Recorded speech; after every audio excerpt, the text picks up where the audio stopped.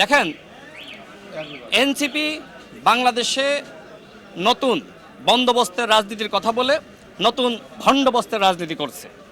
আমি তাদেরকে বলবো, গঠনমূলক রাজনীতি করেন। আপনারা জামাতের মস্তিষ্ক দ্বারা এই মুহূর্তে পরিচালিত হচ্ছেন। জামাত অত্যন্ত চালাক এবং ধুরন্ধর একটি রাজনৈতিক দল। তারা নিজেরা দেখবেন বিএনপির স্থানীয় প্রতিনিধি তাদের সাথে আন্তরিকতা বজায় রাখছে এবং যে সময় সংসদ চলে সেই অধিবেশন চলাকালীন সময়ে মাননীয় প্রধানমন্ত্রীকে নিয়ে বেশ প্রশংসা করে বক্তব্য দেয় এবং অন্যান্য মন্ত্রীদের সাথে সাক্ষাৎ হলে বেশ প্রশংসা করে। আবার মাঠে গিয়ে দেখি যে তারা গণ অভ্যুত্থানের হুমকি দেয় এবং এমনকি এই এনসিপি নেতৃবৃন্দের মাধ্যমে নানানভাবে মাননীয় প্রধানমন্ত্রীকে এবং আমাদের মন্ত্রীদেরকে গালিগালাজ করাচ্ছে। দেখেন, এনসিপি বর্তমানে যা করছে এগুলো জামাতের পরামর্শই করছে। এই জন্য জামাত এবং এনসিপিকে বলবো, যদি এইভাবে আপনারা রাজনৈতিক পরিবেশকে নষ্ট করেন তাহলে কিন্তু তার উত্তম জবাব দেওয়ার জন্য আমরাও প্রস্তুত আছি। আপনারা সরকারের নির্বাচিত মন্ত্রীদেরকে আপনারা গালিগালাজ করবেন আর বলবেন যে আমরা কিছু বলতে পারবো না, এটা তো ভাই হয় না। সরকারের বিরুদ্ধে জামাত এবং এনসিপির যে কোনো চক্রান্ত সেগুলো শক্তভাবেই মোকাবেলা করা হবে। আর আমরা তো গণঅভ্যুত্থান হুমকি দিয়ে আমাদের কিছু হচ্ছে না। জামাতের নেতৃত্বে বাংলাদেশে কখনো কোনো আন্দোলন সফল হয়েছে? জামাত কখনোই বাংলাদেশে কোনো গণঅভ্যুত্থানের নেতৃত্ব দিতে পারবে না। দেখেন, নাহিদ ইসলাম এনসিপির আহ্বায়ক, সে কি বলেছিল? জামাতের নেতৃত্বকে দেশের মানুষ গ্রহণ করবে না। আমি এতটুকু স্পষ্ট করতে চাই, জামাত এবং এনসিপির নেতৃত্বে বাংলাদেশে আর কোনো গণঅভ্যুত্থান হবে না।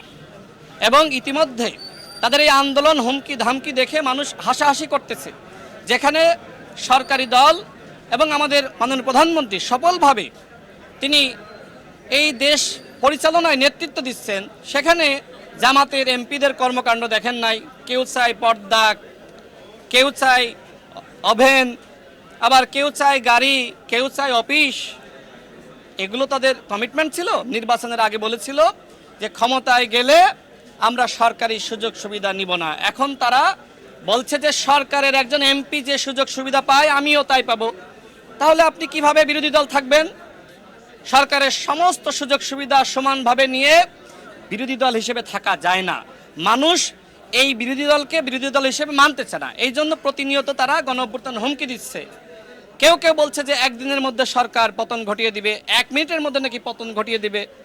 আমি দেখলাম যে কর্নেল অলি সাহেব তিনি বললেন যে জামাতের আমির ডাক্তার শফিকুর রহমানের নেতৃত্বে ছোট ছেলে নাহিদ ইসলাম এবং মাওলানা মামুনুল হক তারা যদি একতাবদ্ধ হয়ে রাজপথে নামে 1 সপ্তাহের মধ্যে বিএনপি সরকারের পতন নিশ্চিত হবে।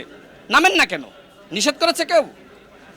আমি আগেই চ্যালেঞ্জ করেছিলাম, আজকেও বলছি, এই যে 11 দলীয় জোট, এখন তো 9 দলীয় জোট, এই জোটের মধ্যেই তো প্রতারণা। আপনাদের ভাঙন শুরু হয়ে গেছে। আগে নিজেদের পতন ঠেকান, এরপরে বিএনপির পতন ঘটাইতে আইসেন। আপনাদের নেতৃত্বে কোনো আন্দোলন সংগ্রাম হবে না।